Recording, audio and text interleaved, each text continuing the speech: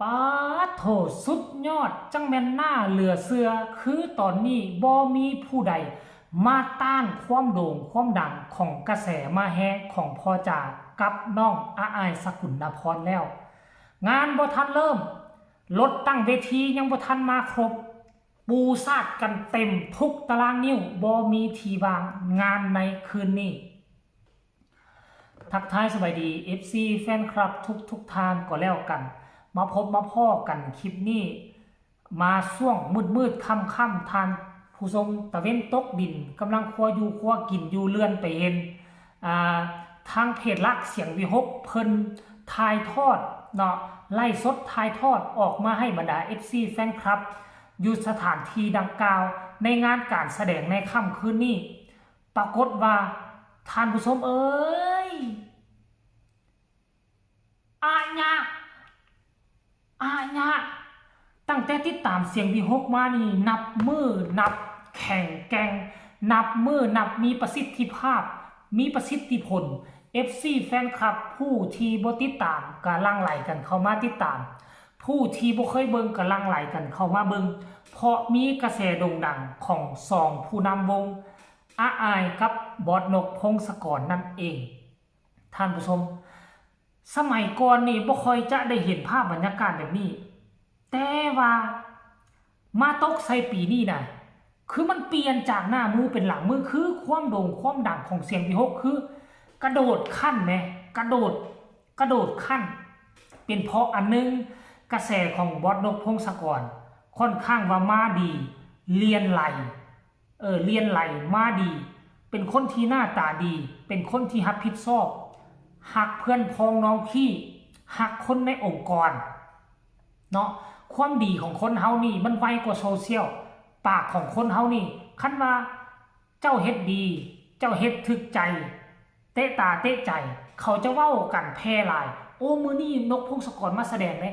มือนี่อาอายมาแสดงได้สวนกันมาเบิงเนาะสวนกันมาเบิงนอกจากบอสนกพงศกรแล้วสำรองมากับปฏิเสธบ่ได้คือน้องอาอายนี่เป็นตัวซวยของพอนกพงศกรได้ยอดเยี่ยมอีหลีพอบ่จำเป็นต้องได้ไปเสียเวลาบอกสอนหลายลูกสาวคนนี้หักหู้ลูกสาวคนนี้หักมีจิตสำนึกอยู่ในสมองควรเฮ็ดแนวใดควรอยู่จังใดควรเฮ็ดแนวใดจะให้กระแสมันโด่งมันดังทุกมือนี่เพลงโตหนึ่งกำลังดังที่ประกอบท่าเต้นใส่กับเพลงน่ะเพลงตัวนี้น่าฟังเสียงบ่ผิดน่าจะเป็นเอ้ยใหม่พัสรีอาอายเต้นกับ2-3คนกับเอ้ยแพรวกระแสโด่งดังเพียงข้ามคืนเมื่อคืนนี่บอสนกพงศกรญานุเต้นกับอาอายโอ้โหบ่แม่นน่าจะเป็นคนแรกบ่ที่เอาเพลงนี้มาลิ้นแผ่นเสียงและเต้นใส่ท่านผู้ชม FC แฟนคลับอันนี้คือกระแสที่มาแฮงขั้นก่อนแล้วนี่ว่ากระแสบ่มาแฮงน่ะงานฟรีเขาก็บ่ไปเบิ่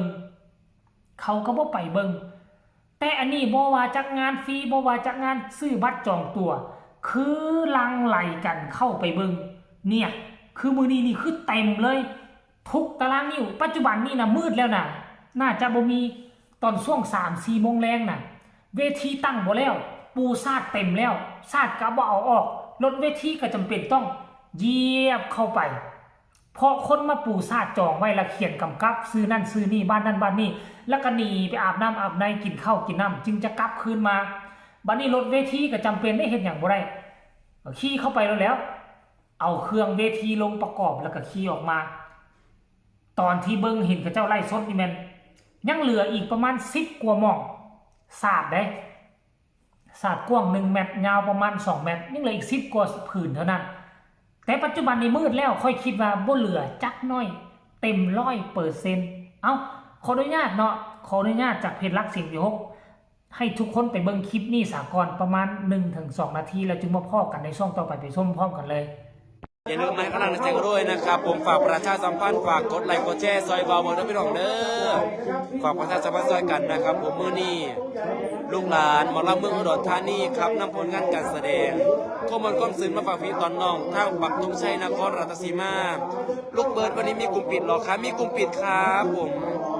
มีกลุ่มปิดนะครับผมเมื่อวานก็มีกลุ่มปิดนะครับผมวันนี้ก็มีกลุ่มปิดอีกเด้อพี่น้องครับผมอย่าลืมเข้ากลุ่มกันนะครับวันนี้บัตรราคา128 บาทตอนนี้ทีมไลฟ์ถึงชาแนลกำลังติดตั้งมองตั้งกล้องพี่น้องวันนี้ทีมไลฟ์มาถึงแล้วนะครับผมทีมไลฟ์ถึงชาแนลมาถึงแล้วเด้อ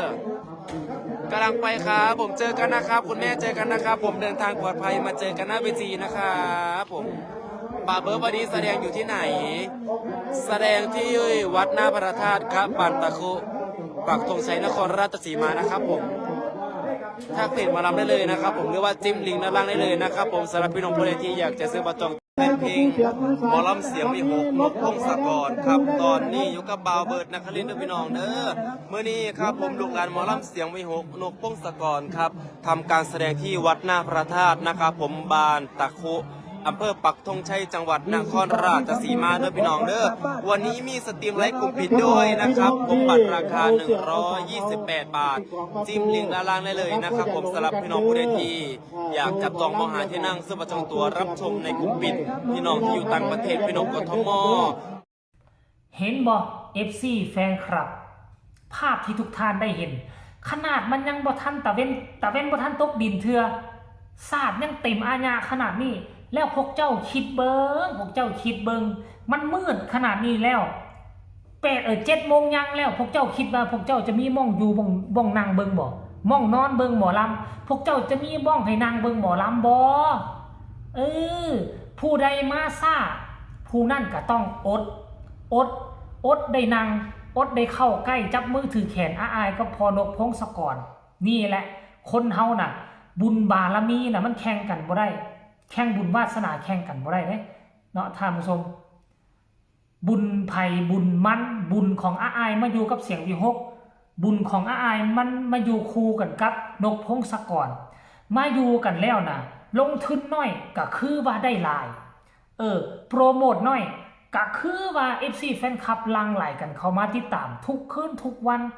ยอดผู้ติดตามก็เพิ่มขึ้นเมื่อไปใส่มาใส่คนห้องใส่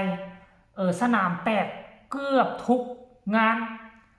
มาตกไซปีนี้นี่ปฏิเสธบ่ได้คือสนามแตกทุกงานโอ้ยก็แสดงความดีอกดีใจญาล้ำคือสิหัวยิ้มเป้ย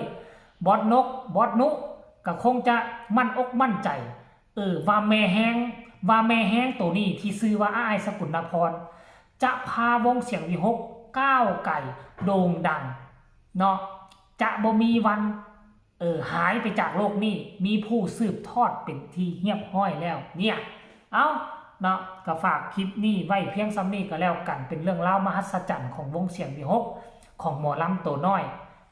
แม่แห้งที่สำคัญประจำวงเสียงวิหกอายสกุลนพรใครเป็น FC ฝากกดไลค์กดแชร์กดติดตามที่สำคัญอย่ากดข้ามโฆษณาพ่อกันไหมในคลิปหน้าลาทานผู้ชมไปก่อนสบายดี